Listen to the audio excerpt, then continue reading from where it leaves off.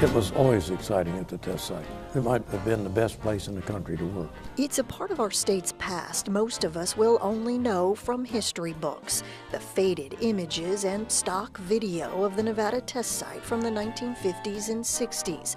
But at 79 years old, Richard Nnss lived it. It was never boring.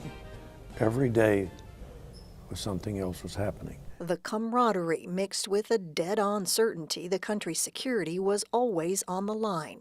One of his many roles, coordinating below-ground testing. I guess probably the most important part of ending the Cold War was what we did. And today, Nnss is still involved. Right here is Control Point. Working security and giving tours at the Atomic Testing Museum in Las Vegas, surrounded by memories and with no desire to ever go back. I want to remember it as it was when there was a lot of activity.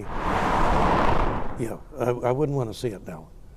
It would be disappointing, I believe. In fact, even the name Nevada Test Site is gone. The world has changed. We have to change with that. Darwin Morgan is a spokesperson for the National Nuclear Security Administration, taking News 3 on an exclusive tour of what is now known as the Nevada National Security Site, a name change that took effect just last year.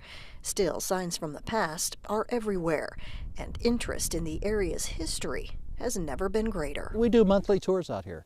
We bring a busload of people out here once a month. We get about 8,000 people or so that come out here on regular tours that get to walk and stand here on this platform. Visiting historic blast sites and old viewing areas, where from 1951 through 1992, a total of 928 announced nuclear tests were conducted. This is an example of a typical crater out here on the test site. The device itself would have been buried about 1,800 feet below where I'm standing. The blast then causing this enormous bowl effect. And this particular explosion was one of the first to be felt in the Las Vegas Valley in the 1970s. But it's earlier testing that still holds the most fascination, including the Apple II test from 1955, which blew through the so-called Doomtown.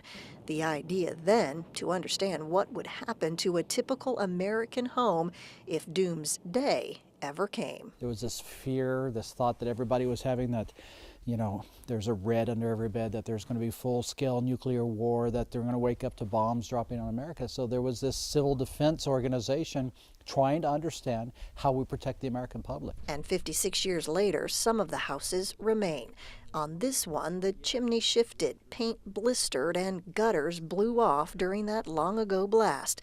But for the most part, it survived intact. But if relics like this represent the past, there is much more going on at the site today.